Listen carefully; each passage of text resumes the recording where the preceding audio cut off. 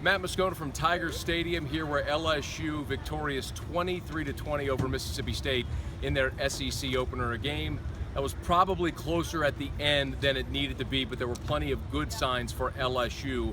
Better than 200 yards of offense in the first half alone. Danny Etling gets his first start and seemed very confident after the game in his ability. The LSU offense slowed in the second half. They were shut out, as a matter of fact, in the second half, and that allowed Mississippi State, with a few late touchdowns, to actually make it close near the end.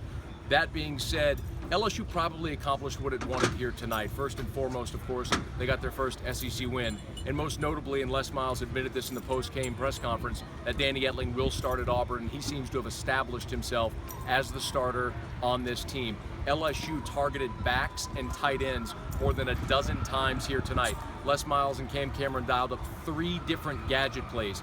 It is so clear that this is a very different offense with Danny Etling running it than what we saw with Brandon Harris running it.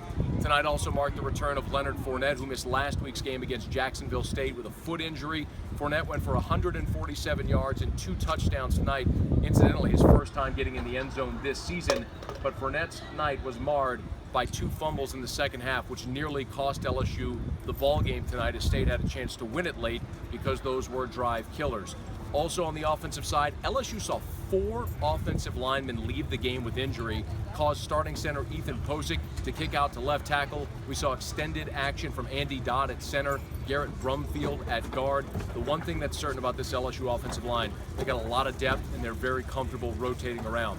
For LSU's defense, the pressure was the story tonight. 6 sacks in all, including 2 from Arden Key, who's now at 5 for the season through 3 games. His goal of 20 sacks on the season, as he told us in postgame, never a doubt in his mind that he'd get it, and he's on pace for that right now.